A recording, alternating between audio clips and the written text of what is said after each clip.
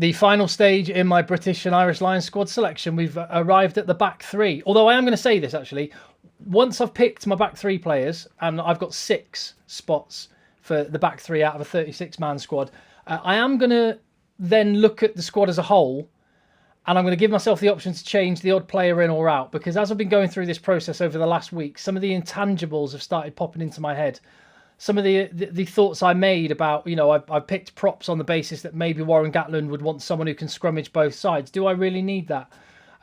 Also thinking about the nature of the tour, that there's going to be, we've already seen Ben Youngs rule himself out of contention, but there are going to be players who either don't want to go or won't really manage the situation well being in a hotel altogether for an extended period of time. You're going to need some absolute soldiers. So all of these reasons and others, I'm going to give myself the option to change the odd player in or out of my squad when you look at it as a whole, with some of those things in mind. So that's going to be the final video. This then, the penultimate one, as we look into the back three spots. And the talent here, massive. So let's rule some players out, going nation by nation first. And 4 from Wales and England. Lewis Rees-Summit and Josh Adams, Liam Williams and Lee Halfpenny for Wales. For England, Elliot Daly, Anthony Watson, Max Maitland and Johnny May. And one thing I have in my mind, I don't know where your head's at, but if I were picking a Lions Test 15 today, I know exactly who my back three would be, and they're all fullbacks. Or, no, sorry, they can all play fullback. And for that reason, in the makeup of my squad with the other 3 spots, I don't need another fullback. So I want wings. And for that reason, Lee Halfpenny is going to not make it, and neither is Max Maitland. I could have just called Elliot Daly at the same time then.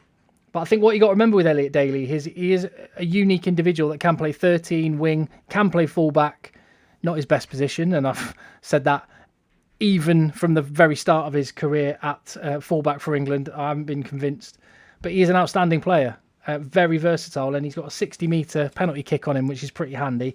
I have to say, though, with the talent that is available, don't see it happening. The rest of these 5 guys I could see getting on the plane, so I'll keep them for now and move over to Scotland and Ireland. We got for Ireland, Hugo Keenan, Jacob Stockwell, James Lowe and Keith Earls.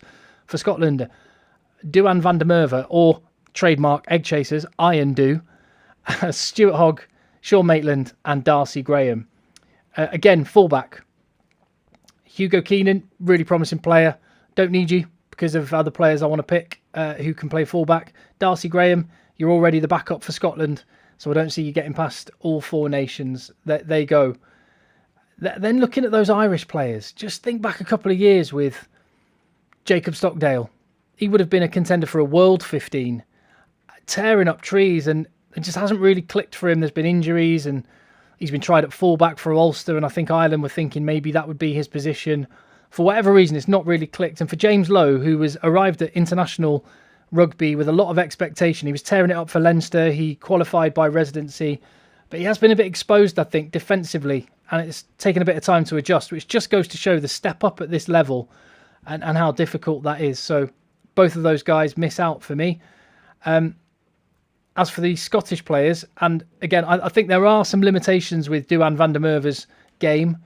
However, when you just compare him and James Lowe, who arrived at international rugby at similar times, Duan van der Merwe has been caught out much less and has offered some significant positives in attack. And bearing in mind this is a Gregor Townsend masterminded Lions attack, I think you could potentially get the best out of him. I love Sean Maitland. Great mates, we call him on the pod. He's a friend of the pod. Brilliant under the high ball, amazing kick chase. That's going to be important in South Africa, box kicks and territory. And a kick chase will be massive for relieving and applying pressure. I see him just missing out. And as brilliant as I think Keith Earls is, I just think the quality's that high that I see him missing out as well. So the ones I'll take through to this final stage then, and remember we need 6, and here are 7. And I've arranged them deliberately like this because if you look at the top row, that is your Lions Test starting back 3.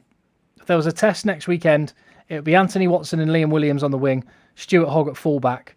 So Anthony Watson and Liam Williams can quite happily slot in at fullback. I saw Anthony Watson play for Bath.